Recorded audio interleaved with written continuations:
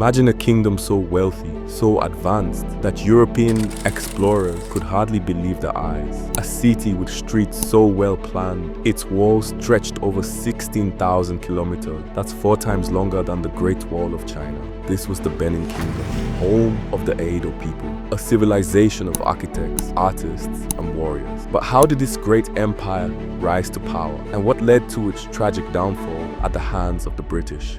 For centuries, the Edo people built one of the most sophisticated societies in Africa. They crafted legendary bronze artwork that still sits in European museums today.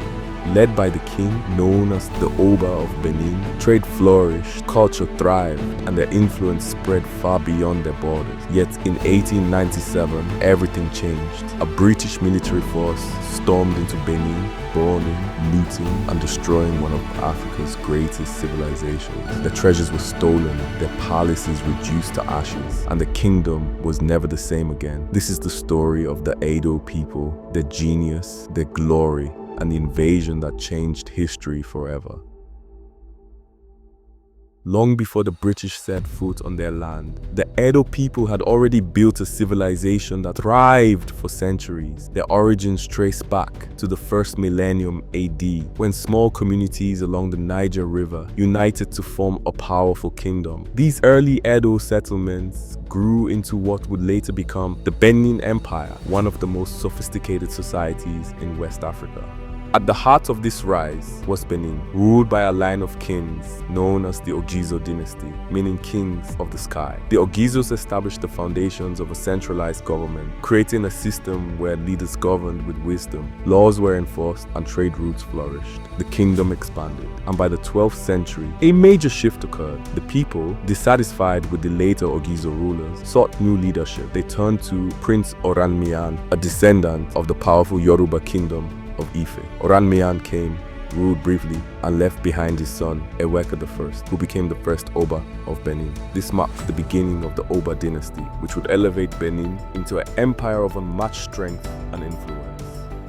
Under the rule of the Obas, Benin grew into a highly organized state. The Obas were not just rulers, they were divine figures, seen as the bridge between the spiritual and physical world. They held absolute power, overseeing military campaigns, religious ceremonies, and economic policies that made Benin incredibly wealthy. By the 15th century, during the reign of Oba Eware the Great, Benin reached its golden age. Eware transformed the kingdom into a structured and fortified empire. He expanded its borders through military conquest, introduced a well-organized system of governance, and initiated the construction of Benin City's legendary walls, massive earthworks that surrounded the capital, built to protect and control the kingdom.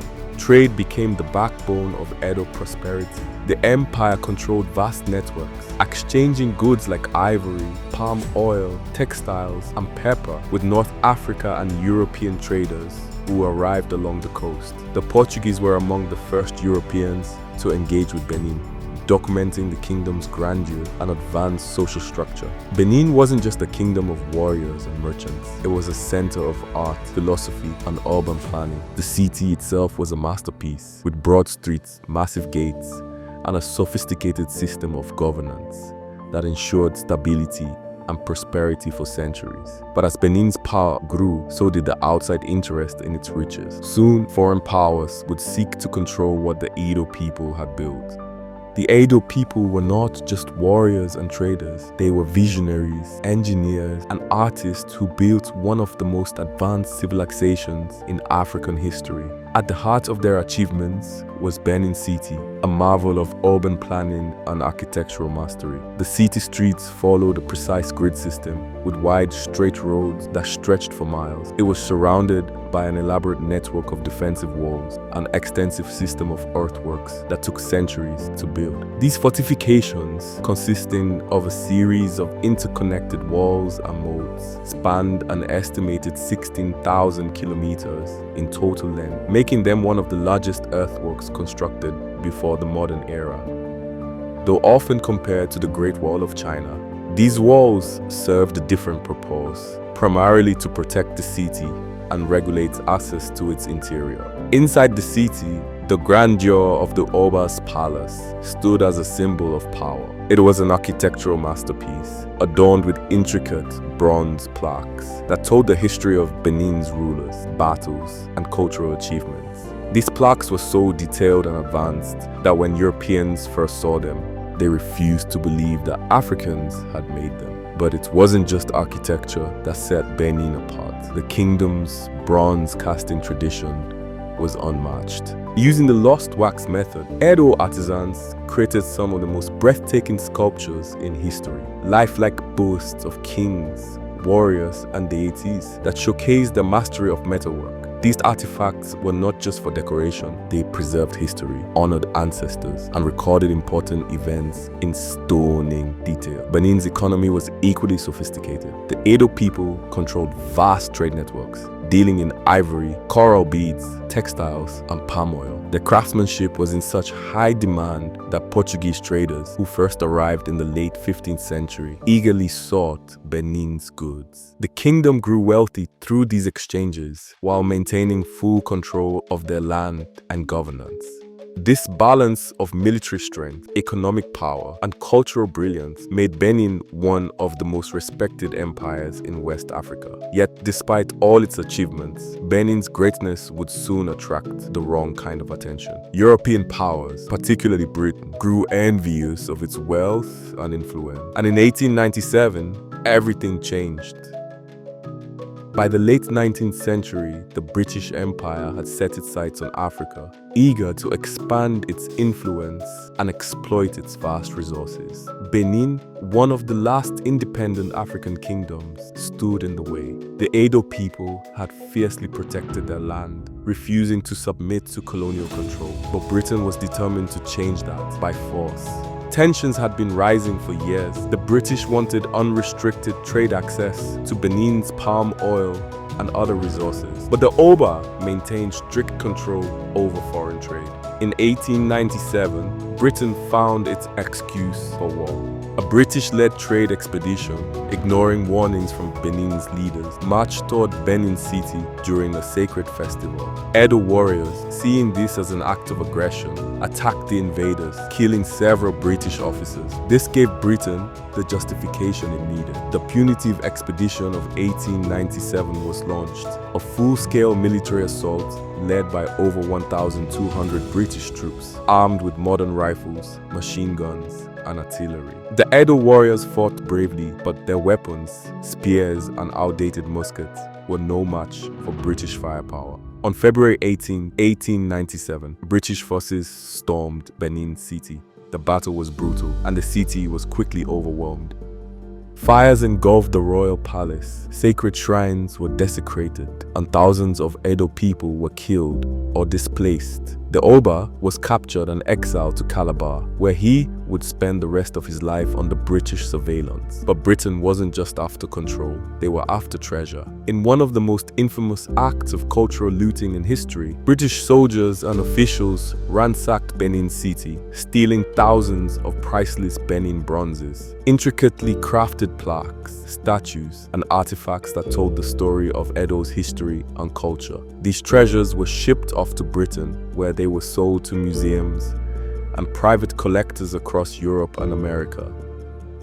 With Benin in ruins, the once great kingdom was absorbed into British Nigeria. The Edo people had lost their sovereignty, their Oba, and many of their sacred artifacts. But the story doesn't end there. The legacy of the Edo people would live on, and today calls for justice and the return of the Benin bronzes are stronger than ever. Though the Benin Kingdom fell in 1897, the Edo people never lost their identity. Despite British rule, their culture, traditions, and monarchy endured. The British may have taken their wealth, but they could not erase the spirit of resilience. For decades, the Edo people struggled under colonial rule. Their kingdom, now part of British Nigeria, the once great city of Benin, was stripped of its riches, and the monarchy was weakened. Yet in 1914, something remarkable happened. The British, realizing the deep-rooted significance of the Edo monarchy, allowed the return of the royal dynasty. Akenzua II, the son of the exiled Oba Ovonramwen, was crowned in 1933, restoring the Obas throne, though under colonial oversight. As Nigeria gained independence in 1960, Benin City emerged as a center of culture and learning. The Edo people reclaimed their heritage, reviving ancient festivals, traditional art, and governance structures. Today, the Oba of Benin remains a highly respected figure, preserving the traditions of one of Africa's greatest civilizations, the Benin bronzes. These priceless artifacts, looted during the British invasion, now sit in museums across Europe and the United States. For decades, Nigeria has demanded their return, arguing that they belong to the people of Benin. In recent years, some institutions, including museums in Germany, the UK, and the US, have agreed to return a small number of these treasures. Yet, thousands remain abroad, sparking global debates about cultural restitution. The Edo people's story is one of both glory and injustice, a civilization that once stood at the height of African power, only to be crushed by colonial greed. But their legacy lives on. Today, Benin City